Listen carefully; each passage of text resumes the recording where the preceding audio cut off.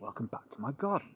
Stopped raining and the sun hasn't exactly come out, but it's not raining, so I thought, time to make a video. And during the week, I saw an interesting YouTube sort of video essay, I think that's what they're called, about a movie. And interestingly, I see a lot of video essays and reflections on the meaning of movies. I don't watch a lot of films anymore. I mean, there's good reasons for that. One is that the nearest cinema is 40 kilometers away. Another is that I bought a portable disk drive after the disk drive on my computer packed up. Well, that doesn't work anymore either. So I have all sorts of videos and no way of watching them. All sorts of DVDs, I suppose I should say. And I don't have a subscription to Netflix anymore, or access to a subscription. I never subscribed. I sort of, when that kind of fell apart, I thought, well, perhaps the universe is telling me something, that I'm spending too much time watching Netflix series. So, not much in the way of movie viewing anymore, I'm afraid. Now, this channel that I was watching, Storyteller, it's one of two very good Dutch channels, narrated in English, but the Dutch are nothing if not bilingual. Another one's like Stories of Old. And they take a kind of psychological, philosophical look, as well as unpacking more technical elements of contemporary cinema. So when they look at lighting, they look at it from a point of view of maybe a deeper questions than just the mere technical nuts and bolts. And the movie that was being featured was Office Space. I'm not sure if you've seen it. It was a movie that I watched many, many years ago. Very funny. Chap in a absolutely depressing cubicle nation style office job, at his wits' end, bored stiff, and then series of twists and turns, and his life turns around, and eventually it's a romantic comedy as much as it's a powerful social critique. And one of the points made in the YouTube analysis I hadn't really thought about before, but when this movie came out, it was one of many that focused on the sort of psychological, philosophical questions that might relate to jobs of that period, the sort of tech-driven, cubicle, open plan office space, as the movie's titled. I mean, there are a bunch of other ones talking about similar sorts of questions raised by that existence. Fight Club, not exactly someone in a tech job. He's Ed Norton's character is in the insurance industry, but it's a similar sort of office environment that he works out of. Another one's The Matrix. Neo, again, open floor. He's a computer programmer. And the fourth that they mentioned, and I'd forgotten about this element to it, was a very successful and critically acclaimed at the time. It's been reappraised and I think downgraded since. A very successful movie of its era, American Beauty. And dare we mention his name, Kevin Spacey's a lead character, Lester Burnham. He too is working in what seems to be a largely pointless, unfulfilling job in a psychologically destroying office environment. And besides mentioning that all these 4 movies came out in the same year, a point that struck me was that year happened to be 1999. Perhaps there was something in the air, people sort of thinking about where contemporary culture and work conditions had reached at the end of the millennia. It's also interesting now talking about it because, well, that's 25 years ago, which I found fascinating and slightly disturbing all at the same time, all rolled into one. I think about it often. I've mentioned this before.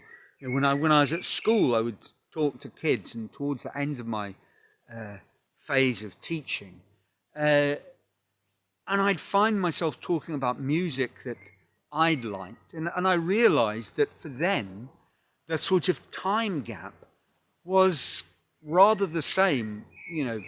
Just before I retired, talking about maybe Nirvana, it was like me at school being told about Jimi Hendrix. It was a different era. I mean, in the case of these movies, 1999, it's more than a generation ago. And perhaps quite soon, those kind of concerns, the cubicle nation, will be consigned to the sort of footnotes of history. There are still obviously large office spaces, but perhaps a combination of work from home, gig economy, post-COVID scenario, and the rapid growth of AI, ChatGPT and the like, will consign many jobs to the dustbin. In kind of the same way that the characters in Office Space consigned a rather infuriating photocopier.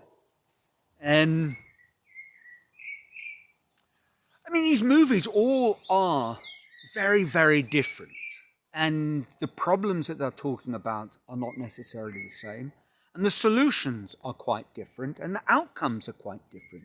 In the case of Office Space, the hero of the movie, Pete, I think, might be his name, might not, gets the girl and lives happily ever after. Just kind of walks out on his job, initially without actually leaving it. He just checks in and checks out when he feels like it.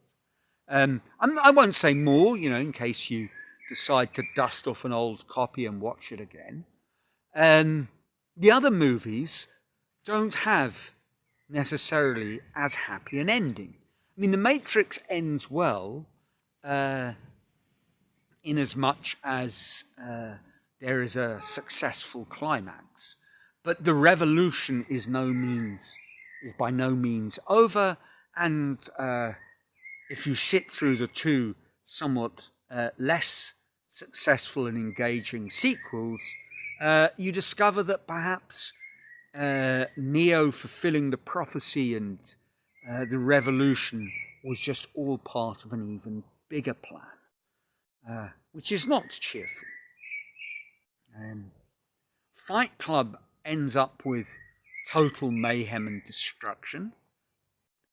An American Beauty, the protagonist dies quite gruesomely, and his escape is really just to give up on all form of responsibility and pursue rather pathetic adult fantasies about his next door neighbour's daughter. So the movies are not uniformly cheerful. Even the one that ostensibly has the happy ending, it is all a bit of a fiction. In Office Space, he decides he doesn't want to work in an office, and right at the end, actually, here is a big spoiler, so sorry about that. After the office complex is burnt down and destroyed, he finds himself working in the outdoors with his best friend, who's a bit of a stoner, in a sort of construction cleanup operation. But the truth of the matter is, if you find yourself in a dead-end sort of white-collar job in an office somewhere, I'm not so sure that moving into the construction industry really will solve all your problems. It does in the movie, but I don't think it does in real life. And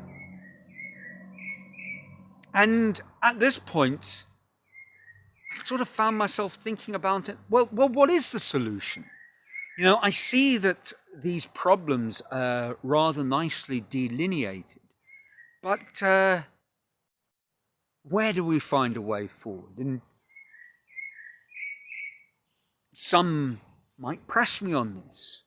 Come on, smarty pants.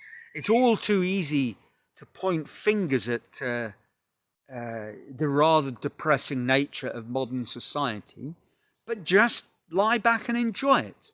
Pardon the phrase, and all that might conjure up. Truth is, I think there are interesting solutions, and I have spoken about them. I think we can't give up on all our responsibilities, but we can work out what they are.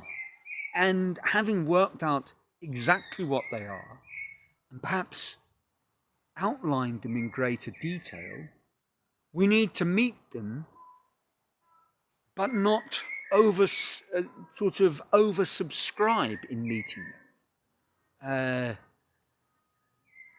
And having met those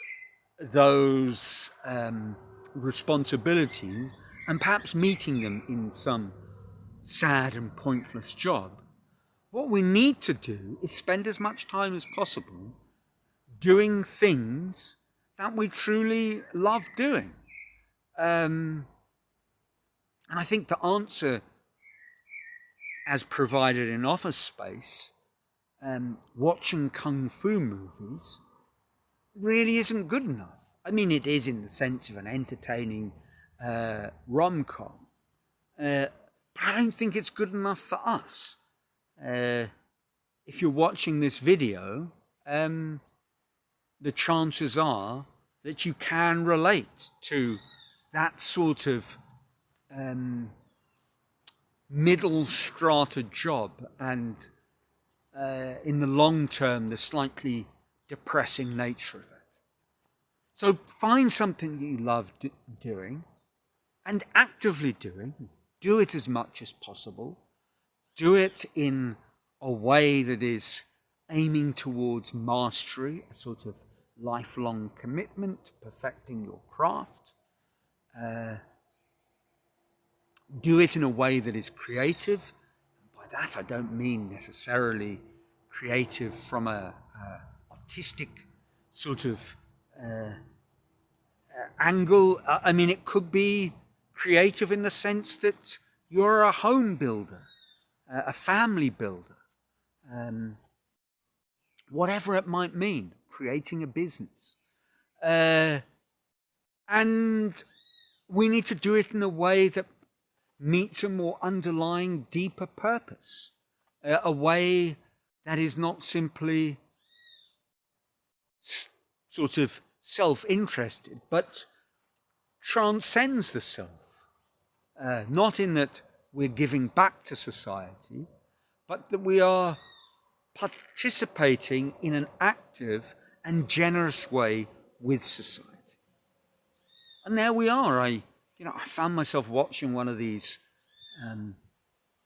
slightly time-wasting video analysis this week, and before I know it, I've joined the dots and I'm back with Mr. Maslow. Perhaps there's just no escaping it. And it's probably a year ago that I spoke about my mastery of self-actualization. It's probably time to revisit that and revisit it in a more constructive sort of way. Yeah. You know, sometimes we look at ourselves and it's clear what we need to do, and perhaps we're just not doing it. So that's it for this week. As always, I trust your lives are filled with joy, and until next week from a sort of sunny, certainly warm Brazil, ciao.